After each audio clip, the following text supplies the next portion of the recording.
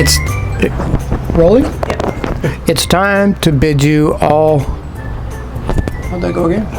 Time to bid you all, one and all, so long. Farewell. Adieu. Goodbye. Auf Wiedersehen. So long. And that was one half of the comedy duo, Frank and Wayne and Schuster. And we'll never make it in Johnny Wayne, Frank Schuster. There you go.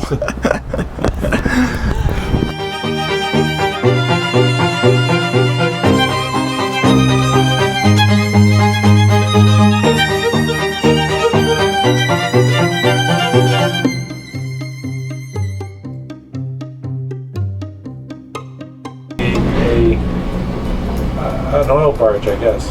Yes, an oil tanker. An oil tanker. And you, it was built in 1946 in Bronte, Ontario. Bronte. Just down the road from Oakville. Was it originally by BA Oil, or was it? BA bought and paid for the ship to be built, yes. Right. Yeah. It made its way onto the Muskoka Lakes in 1946 and never left. Never left. And you bought it a scrap, I think you said. Darn near. It was in pretty tough shape. 2003 as a fixer-upper project.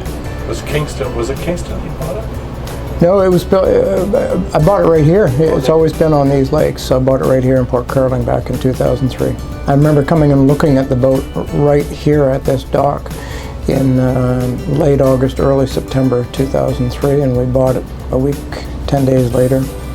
So for around the 15th to the 20th of September.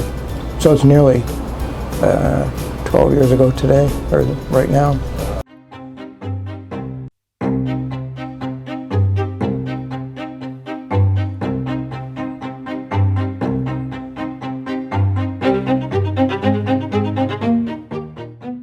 We've had the opportunity of kind of watching it almost from the beginning, not quite the beginning, but I think 2007 we started to communicate with you.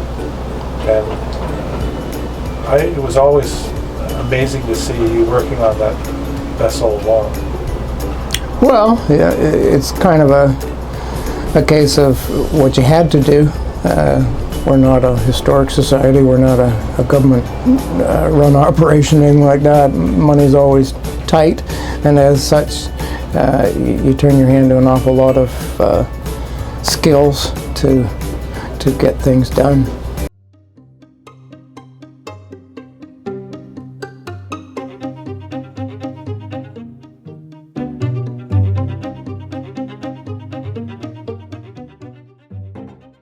But the improvisation was amazing.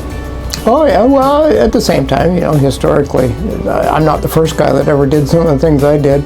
If you look back through the history books, several hundred years ago when sailing ships were working their way around the world, if they figured they had to change a plank on the bottom of the boat at high tide, they'd float the boat right into shore somewhere and wait for the tide to go out, and there the boat was, laying on its side, change the plank.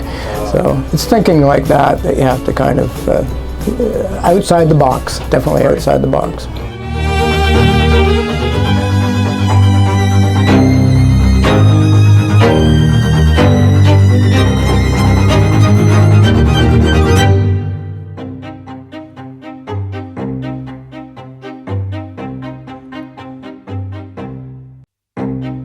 I can remember when this was just a flat, there was no... A bare hull, yep. Just a flat hull, yep, that's right.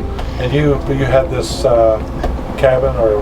The wheelhouse, yeah. Wheelhouse. The wheelhouse was the only thing that we saved from the old boat in the way of superstructure, yes. And then you built the downstairs? Yep, yep.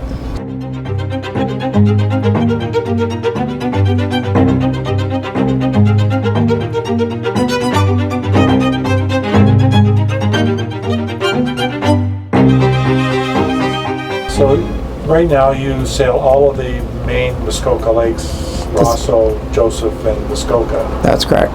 And you have tours that run during the summertime. You said, I think, 7 days? 7 days a week, yep. 5 months of the year. Yep. And you take in basically spring through to the fall? Late spring, so we're in operation as soon as there's business in late May. And you operate mainly from Port Carling, or always from Port Carling? Mainly from Port Carling. In July and August, we do the market at Rosso on Fridays, so the village of Rosso is a nice place to work from. There's lots of history up there.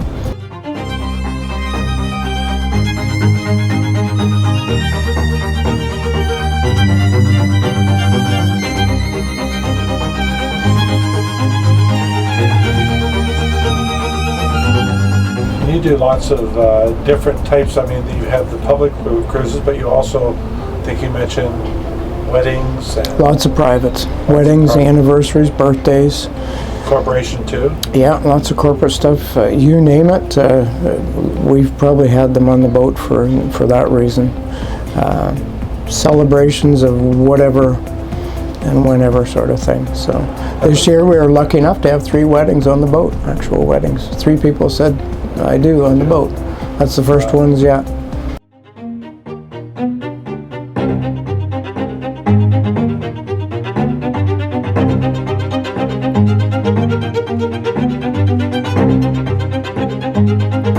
I take it too that from what you said that the 2 lakes that you mainly cruise on are Rosso and Muskoka. That's correct, But yep. you'd like to ultimately develop Lake Joseph. Well, Lake Joseph is a beautiful lake, and it's got just as much history as either Rosso or Muskoka. They all deserve a good deal of talking about and helping people to learn more about why Muskoka is such a desirable place, whether it's 150 years ago or whether it's today.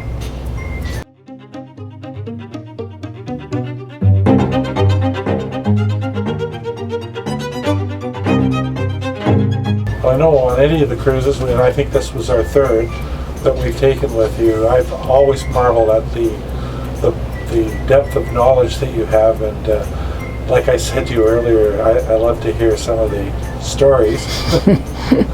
Randy has a vast knowledge of stories. If you get a chance of going on to one of his cruises, I promise you will never be disappointed with the knowledge and the experience that you take.